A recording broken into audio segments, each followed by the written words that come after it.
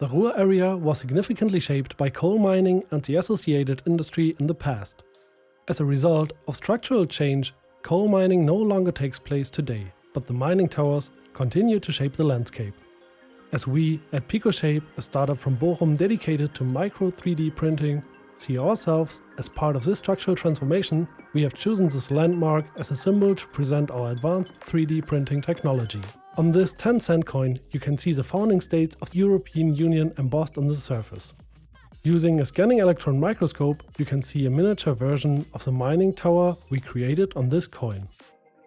We can achieve very high resolution with details down to about 100 nanometer. Our aim at PicoShape is to make this fabrication technology, called two-photon polymerization, more compact and more affordable. By that, we enable more research institutes and companies to use rapid prototyping at the micrometer scale. Current state-of-the-art systems require expensive laser sources and a complicated and expensive optical setup. We have advanced this fabrication technology by using a new laser source, a diode laser, which is less expensive, more compact and uses less optical components than currently in use lasers. Here you can see our diode laser source on top of an old laser system. On top is our innovative diode laser and below is a state-of-the-art titanium sapphire laser. Both can enable this micro 3D printing technology called two-photon polymerization. But how does it work? First, a laser beam is focused into the raw material. The raw material is a photoresist that hardens into a solid when exposed to ultraviolet light. This chemical process is called polymerization. When the laser is moved through the material, a cured 3D structure can be created. Afterwards, any uncured parts can be washed off with an alcohol solution, leaving only the solid 3D structures. However, the use of UV light cannot achieve the high resolution shown at the beginning, because the entire volume of the photoresist hit by the UV light always hardens. To achieve a higher resolution, an effect called two-photon absorption is used. In contrast to single-photon absorption, only a very small volume inside the focus is cured by the two-photon absorption.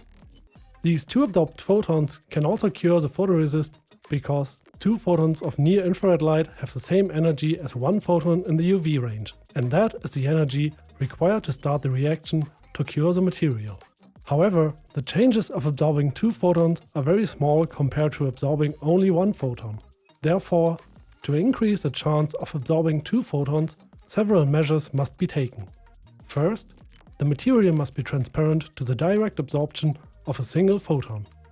Second, a very high photon density is required to increase the chance that two photons can be absorbed simultaneously.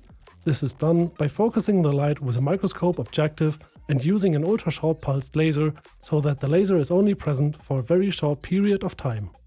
But even then, this high photon density is only achieved in a very small region. Therefore, the hardening of the material takes place in a very small volume where the threshold to start curing is exceeded. When the laser is then moved through the photoresist, 3D microstructures can be created. This allows a very high resolution to be achieved, with individual lines as small as 100 nanometers in width. This is about 1,000 times smaller than the thickness of a human hair. This technology has a very wide range of applications: medical technology, cell growth scaffolds, microfluidics, micro-optics and many more.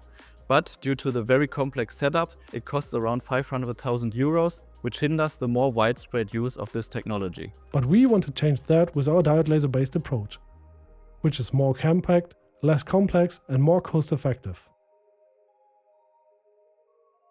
PicoShape, cost-effective micro 3D printing.